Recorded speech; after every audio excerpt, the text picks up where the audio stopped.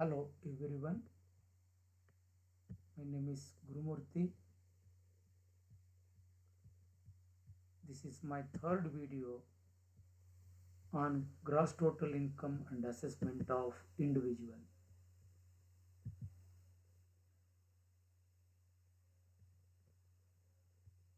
First two video we discussed details about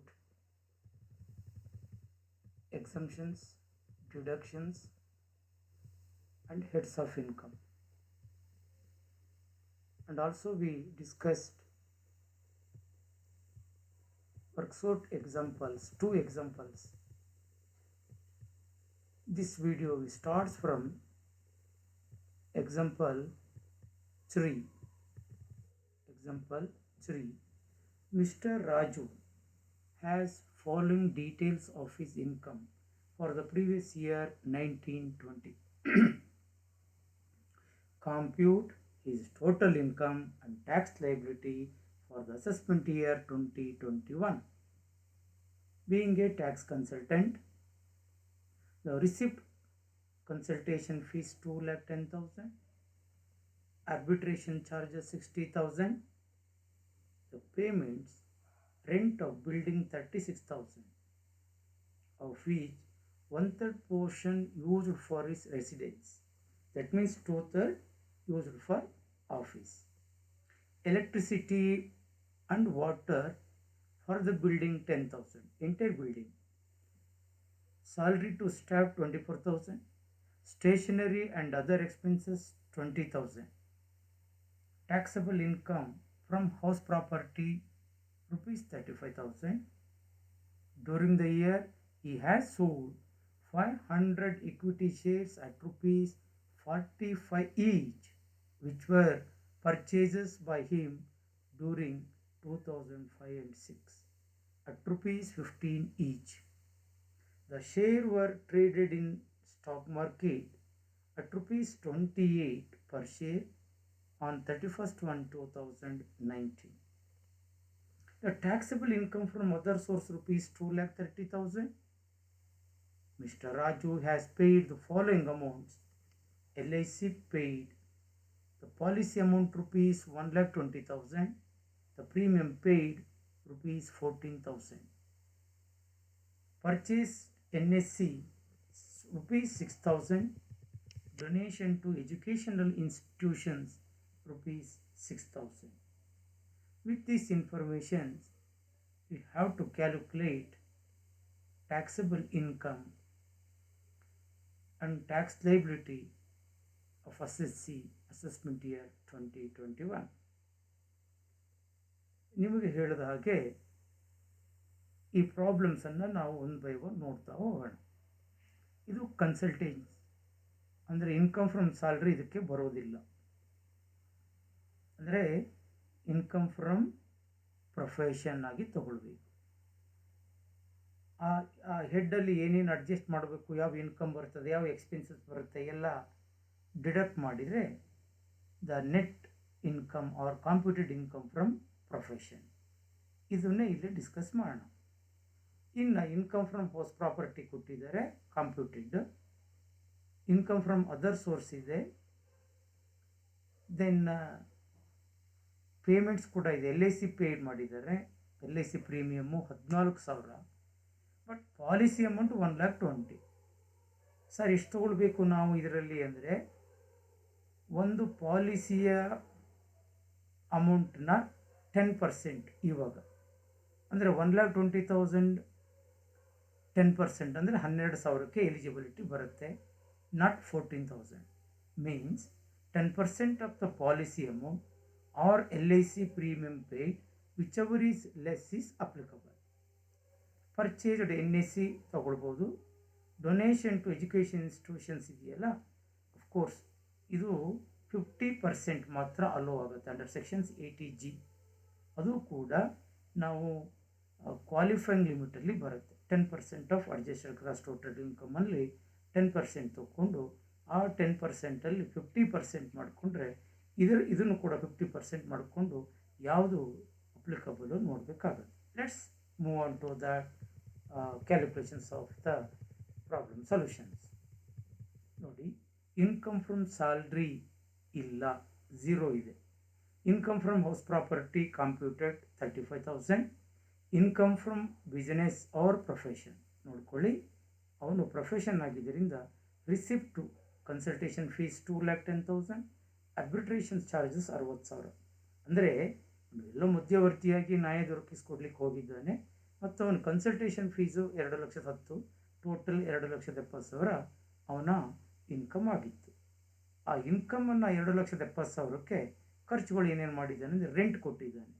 ಅದರ ಒಂದು ದೊಡ್ಡ ಮನೆ ಇದ್ದಾನೆ. ಮನೆಯಲ್ಲಿ ಅವನು ಸುಮಾರು 1/3 2/3 ಅಂತೇಳಿ ಹೇಳಿದ್ದಾರೆ. ಸ್ವಲ್ಪ ನೋಡ್ಕೊಳ್ಳಿ, 1/3 ಪೋರ್ಷನ್ ಯೂಸ್ಡ್ ಫಾರ್ ರೆಸಿಡೆನ್ಸಿ ಅಂದರೆ ಅದು ಇಲ್ಲಿ ಬರೋದಿಲ್ಲ. 2/3 ಆಫೀಸಿಗೆ ಬಳಸಿದ್ದಾನೆ ಅಂತ ಅರ್ಥ. 2/3 ಆಫೀಸಿಗೆ ಬಳಸಿದ್ದಾನೆ, 36,000 ರೂಪಾಯಿ ಕೊಟ್ಟಿದ್ದಾನೆ ಅಂದರೆ ಆ ರೆಂಟನ್ನು ತೆಗೆದುಬಿಡೋದು.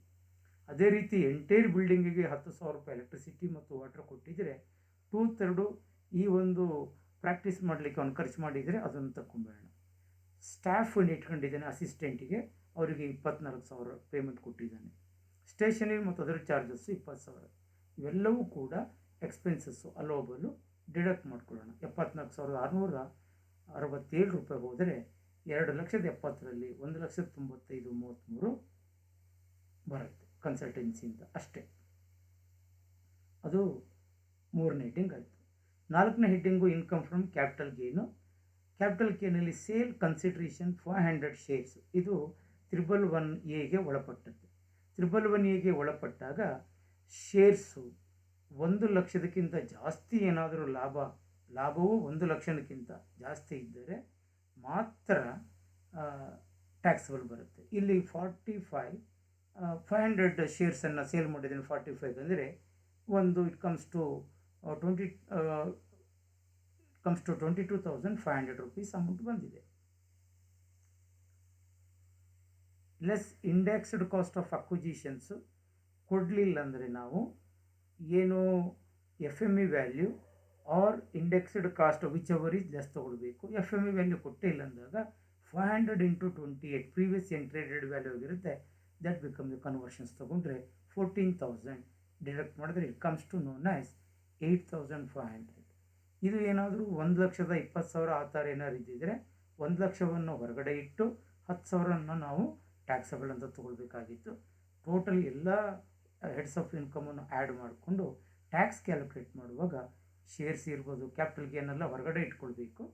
ದೆನ್ ಶಾರ್ಟ್ ಟರ್ಮ್ ಮಾತ್ರ ಈ ನಾರ್ಮಲ್ ಸ್ಲ್ಯಾಬ್ ರೇಟಿಗೆ ಬರುತ್ತೆ. ಅದರ್ ದೆನ್ ಏನು ಶಾರ್ಟ್ ಟರ್ಮ್ 111A ಬಿಟ್ಟು for example sale of furniture ಇರ್ಬೋದು, ಸೇಲ್ ಆಫ್ ಇನ್ಯಾವುದೋ building short period of time ಇದ್ದಾಗ that is comes under normal slab rate. In this problem there is no such capital gain incomes. Income from other sources is given 2,30,000. Gross total income is known as 2,30,000. Less deductions under sections 86 to 80U chapter 6A. LIC premium paid.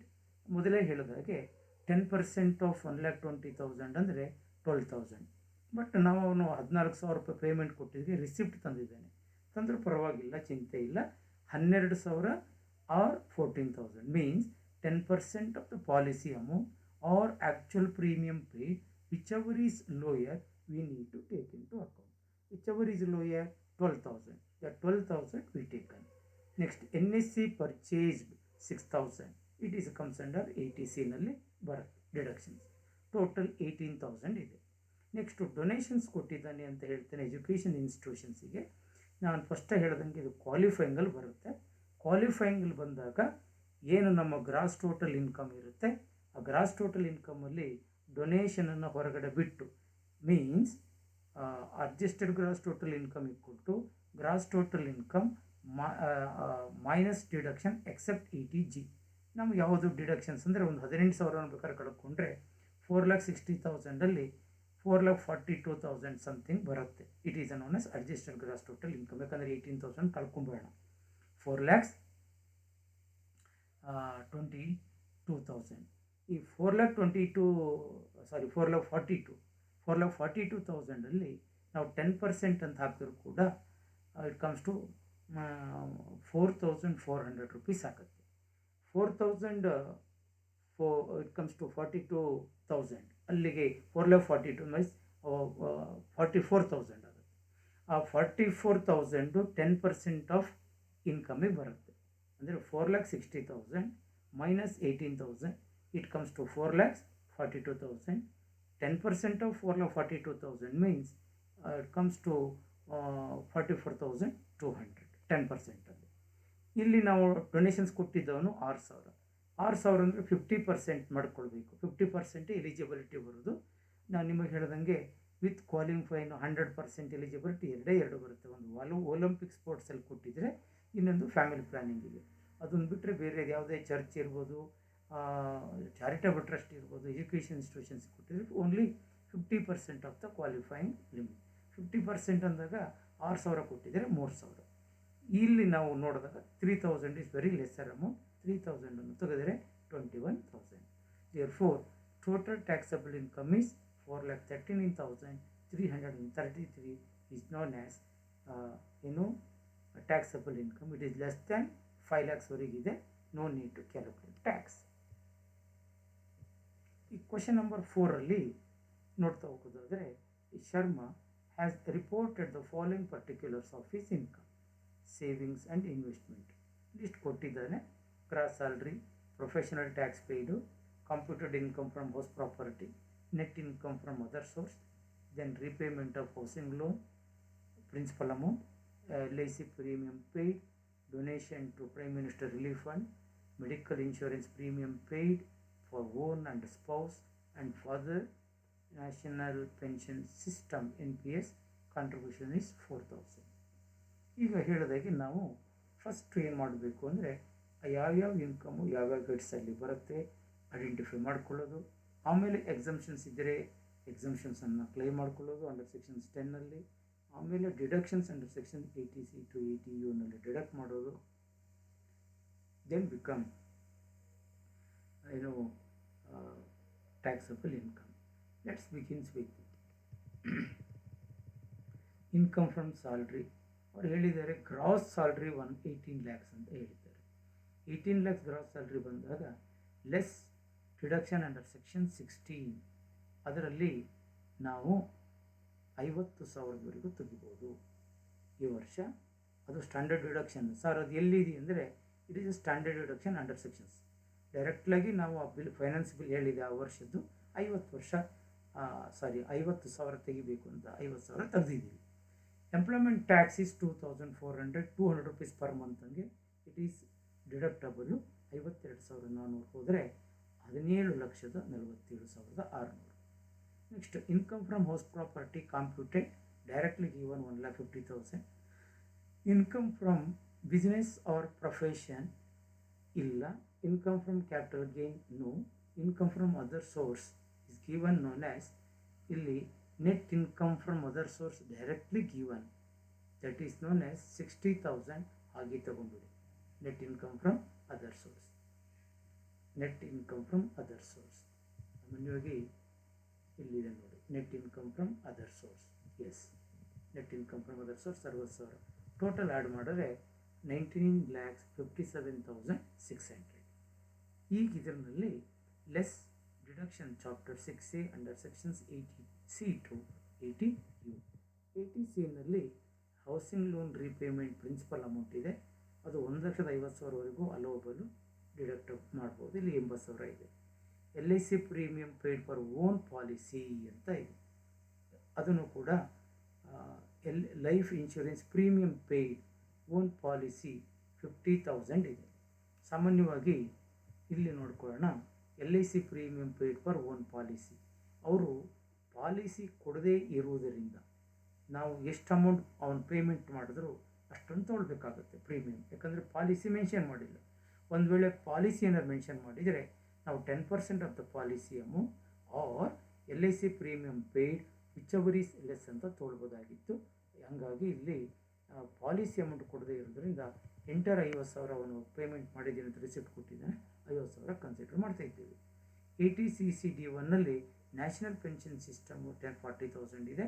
It is totally 1,70,000 ಬರುತ್ತೆ. 80EE aggregate ಅದರ ಪ್ರಕಾರ ನಾವು ಮೂರೂ ಸೇರಿ ATC, ATCC, ATCCD1 aggregate 1,50,000 ಮಾತ್ರ hello ಮಾಡಿ ಅಂತ ಹೇಳ್ತೇನೆ. ಮ್ಯಾಕ್ಸಿಮಮ್ ಎಷ್ಟೇ ಇರ್ಬೋದು. ಆವಾಗ ನಾವು 1,70,000 ಇದ್ದರೆ 1,70,000 ತೊಗೊಳಕ್ಕೆ ಬರೋದಿಲ್ಲ. 1,50,000 ಮಾತ್ರ ATCCನಲ್ಲಿ ತೊಗೊಳ್ತೀವಿ. ನೆಕ್ಸ್ಟ್ ATD ಮೆಡಿಕಲ್ ಇನ್ಶೂರೆನ್ಸ್ ಇದೆ. ಇಲ್ಲಿ ಮೆಡಿಕಲ್ ಇನ್ಶೂರೆನ್ಸ್ ಪ್ರೀಮಿಯಮ್ದು 10,000 ಪ್ಲಸ್ 14,000 24,000 ಇದೆ. ಅಂದರೆ ಇವನು ಓನ್ ಪಾಲಿಸಿದು ಪೇರೆಂಟ್ಸಿಂದಿದೆ. ಬಟ್ ಇವೆರಡೂ ಸೇರಿ ಮ್ಯಾಕ್ಸಿಮಮ್ 30,000ವರೆಗೂ ಕಟ್ಕೊಂಡು ಹೋಗ್ಬೋದು, ಇನ್ಕ್ಲೂಡಿಂಗ್ ಪ್ರಿವೆಂಟಿವ್ ಹೆಲ್ತ್ ಚೆಕಪ್. ಇಲ್ಲಿ 24,000 ಇದೆ. ಎರಡನ್ನು ಕೂಡ ಕನ್ಸಿಡರ್ ಮಾಡ್ಬೋದು under section 80D. ATG donations ಕೊಟ್ಟಿದ್ದಾರೆ ರಿಲೀಫ್ ಫಂಡಿಗೆ. ನಾನು ಹೇಳಿದಾಗೆ all the relief fund 100% without qualifying. Memorial fund, memorial trust ಅಂತ ಇದ್ದಾಗ 50% ವಿತೌಟ್ ಕ್ವಾಲಿಫೈಯಿಂಗ್ ಲಿಮಿಟ್. ಇದು ಕ್ವಾಲಿಫೈಯಿಂಗ್ ಲಿಮಿಟ್ ಬರೋದಿಲ್ಲ. It is without qualifying limit 100% ಕೂಡ ಆಗುತ್ತೆ. 40,000 ಕೊಟ್ಟಿದ್ದಾರೆ. Entire 40,000 is known as deduct ಮಾಡಿಕೊಂಡ್ರೆ 2,14,000. 17,43,600 is known as taxable income. ಈ 7,43,ಗೆ ನಾನು ಮೊದಲೇ ಹೇಳಿದಾಗೆ 3 ಸ್ಲ್ಯಾಬ್ ರೇಟ್ ನಮಗೆ ಅವೈಲಬಿಲಿಟಿ ಇದೆ. ಒಂದು ಸೀಲಿಂಗ್ ಅಪ್ ಟು 5 lakh ಒಂದು ಸೀಲಿಂಗ್ 5%. ನೆಕ್ಸ್ಟ್ 5 ಲಕ್ಷದಿಂದ 10 ಲಕ್ಷಕ್ಕೆ ಇನ್ನೊಂದು ಸೀಲಿಂಗ್ 20%. Above 10 lakhs 30%. ಈಗ ಫಸ್ಟ್ 5 lakhಗೆ ಬರೋಣ. ಅಲ್ಲಿ ಸ್ಟ್ಯಾಂಡರ್ಡ್ ಡಿಡಕ್ಷನು 2.5 ಲಕ್ಷ ಎಕ್ಸಂಪ್ಷನ್ಸ್ ಹೋಗುತ್ತೆ as per the finance bill ಪ್ರಕಾರ. ಮತ್ತು ಅದು ಎಲ್ಲಿದೆ ಸರ್, ಹೆಂಗೆ ಡಿಡಕ್ಟ್ ಮಾಡಿದಿರಿ ಅಂದರೆ as per the finance bill 2.5 ಲಕ್ಷದವರೆಗೂ ಎಕ್ಸಾಮ್ ಕೊಡಿ ಅಂತಾರೆ. ಎಕ್ಸಾಮ್ಟ್ ಮಾಡೋಣ. ಆ ಎಕ್ಸಾಮ್ಟ್ ಕೊಟ್ಟಾಗ ನಾವು 5 ಲಕ್ಷನೇ ತೊಗೊಂಡು ಅದರಲ್ಲೇ 2.5 ಲಕ್ಷ ಮಾಡಬೇಕು. ಟೋಟಲ್ ಇನ್ಕಮಲ್ಲಿ ತೊಗೊಂಡು 2.5 ಲಕ್ಷ ಮಾಡುವಂಗಿಲ್ಲ. ಕೆಲವರು ಏನು ಮಾಡ್ತಾರೆ, 17,43,600 ಮೈನಸ್ 2.5 ಲಕ್ಷ ಅಂತ ಮಾಡಿಕೊಂಡು ಉಳಿದೋದಕ್ಕೆ ಸ್ಲ್ಯಾಬ್ ರೇಟ್ ಹಾಕ್ತಾರೆ. ಹಾಗೆ ಮಾಡಬಾರ್ದು, ಅದು ತಪ್ಪಾಗುತ್ತೆ. ಏನು ಟ್ಯಾಕ್ಸಬಲ್ ಇನ್ಕಮ್ ಬರ್ತದೆ ನಾವು 3 ಸ್ಲ್ಯಾಬ್ ರೇಟ್ ತಂದಿದ್ದೀವಿ. 5 ಲಕ್ಷ, 10 ಲಕ್ಷ, ಎಬೋ 10 lakhs. 5 ಲಕ್ಷ ಅಂತ ಬಂದಿದೆ. 2.5 ಲಕ್ಷ ಕಳ್ಕೊಂಡ್ರೆ ಇನ್ನು 2.5 ಲಕ್ಷಕ್ಕೆ 5% 12,500. ನೆಕ್ಸ್ಟ್ ಸ್ಲ್ಯಾಬ್ ಎಷ್ಟು ಬರುತ್ತೆ, 10 ಲಕ್ಷ ಬರುತ್ತೆ. ಸಪೋಸ್ 10 ಲಕ್ಷ ಇರಲಿಲ್ಲ, ಅಲ್ಲಿ ಬರೀ 8.5 ಲಕ್ಷ ಇತ್ತು ಅಂದರೆ ಅವಾಗ 8.5 ಲಕ್ಷ ಮೈನಸ್ 5 ಲಕ್ಷ ಮಾಡಬೇಕು. ಆರ್ 6 lakhs ಮೈನಸ್ 5 lakhs ಇದ್ದರೆ ಇದು ನೋಡ್ಕೊಳ್ಬೇಕು. 10 ಲಕ್ಷಕ್ಕಿಂತ ಜಾಸ್ತಿ ಇದೆ, ನಾವು second slab rate 10 lakh minus 5 lakhs comes to 1 lakhs. Next ಎಷ್ಟಿದೆ, ಓವರ್ 10 lakhs 30% ಇದೆ. ಇಲ್ಲಿ ಹೈಯೆಸ್ಟ್ ಇರೋದೇ 17,43,600. ನಾವು 7,43,600 ಇಂಟು 30% ಮಾಡಿಕೊಂಡ್ರೆ 2,38,080. ಇದಿಷ್ಟನ್ನು ಟೋಟಲ್ ಮಾಡಿಕೊಂಡು ಎಜುಕೇಷನ್ ಸೆಸ್ಸನ್ನು ತೊಗೊಳ್ಬೇಕಾಗುತ್ತೆ. ಯಾಕಂದರೆ ಇಲ್ಲಿ ಯಾವುದೇ ಸರ್ಚಾರ್ಜ್ ಬರೋಲ್ಲ. ಸರ್ಚಾರ್ಜ್ ಬರ್ಬೇಕಾದ್ರೆ 50 lakhs ಆ್ಯಂಡ್ ಎಬೋ ಇರಬೇಕಾಗುತ್ತೆ. ಮತ್ತು ಏನಾದರೂ ಇದ್ದರೆ ನಾವು ITR 2ನಲ್ಲಿ ಫೈಲ್ ಮಾಡಬೇಕಾಗುತ್ತೆ. ಅದರ್ವೈಸ್ ಇವನ್ನೆಲ್ಲ ನಾವು ಸ್ಯಾಲ್ರಿ ಸಂಬಂಧಪಟ್ಟಂಗೆ ಬಂದರೆ ITR 1. ಅದು ಬಿಸ್ನೆಸ್ಸಿಗೆ ನಾವು ಇಂಡಿವಿಜುವಲ್ ಆಗಿರೋದ್ರಿಂದ ರೀಸನ್ ಇದೆ. ಬಟ್ ಇಂಡಿವಿಜುವಲ್ಲು ITR 1ನಲ್ಲಿ ಫೈಲ್ ಮಾಡ್ಬೋದು. There is a capital gain ಏನಾರು ಇರ್ತಾರೆ ಅಂದರೆ ನಾವು ITR 2ಗೆ ಹೋಗಬೇಕಾಗುತ್ತೆ. ಬಟ್ ನಾವು ಫೈಲಿಂಗ್ ಎಲ್ಲೋ ಮಾಡಬೇಕು ಅನ್ನೋದು ನಾವು BTನಲ್ಲಿ ಡೀಟೇಲ್ಸ್ ಹೇಳಿದ್ದೀನಿ. ಇಲ್ಲೇನು total 5,35,580 including excluding education cess. You can calculate education says 4%, 21,423. Total comes to 5,57,003 or round of 5,57,000. TDS amount ಅವ್ರು ಏನಾದ್ರು ಕೊಟ್ಟಿದ್ದಾರೆ ಎವ್ರಿ ಮಂತ್ ಇವ್ರನ್ನಲ್ಲಿ ಎಷ್ಟು ಕಟ್ ಮಾಡ್ತೀನಿ ಅಂತ ಹೇಳಿದರೆ ಅಷ್ಟು ಡಿಡಕ್ಟ್ ಮಾಡ್ಬೋದು. ಇಲ್ಲಿ TDS ಅಮೌಂಟ್ ಏನು ಕೊಟ್ಟಿಲ್ಲ. ಫಾರ್ ಎಕ್ಸಾಂಪಲ್ TDS ಅಮೌಂಟ್ ಅವರು ಒಂದು 4,70,000 ಕಟ್ಬಿಟ್ಟಿದ್ದಾರೆ ಅಥವಾ 5,10,000 ಕಟ್ಬಿಟ್ಟಿದ್ದಾರೆ ಅಂದರೆ ಹೇಳಿದ್ದಾರೆ. ಅಥವಾ ಪ್ರತಿ ಮಂತು TDS ಒಂದೊಂದು 15,000 ಹೋಗ್ತಾ ಇತ್ತು ಅಂದರೆ ಅಥವಾ 10,000 ಹೋಗ್ತಾ ಇತ್ತು, ಹೇಗಾದರೂ ಕೊಡ್ಬೋದು. ನಾನು ದಟ್ ಅಮೌಂಟ್ ಇಂಟು ನಿಮ್ಮ ಕ್ಯಾಲ್ಕುಲೇಟರ್ ಮಲ್ಟಿಪ್ಲೈ ಮಾಡಿ ಡಿಡಕ್ಟ್ ಮಾಡ್ಕೊಳ್ಳಿ. That is known as tax payable ಅಥವಾ ಬ್ಯಾಲೆನ್ಸ್ ಟ್ಯಾಕ್ಸ್ ಪೇಯಬಲ್ ಅಂತೇಳಿ ಕರೀತೀವಿ. Thank you. Remaining will be continue in our next class.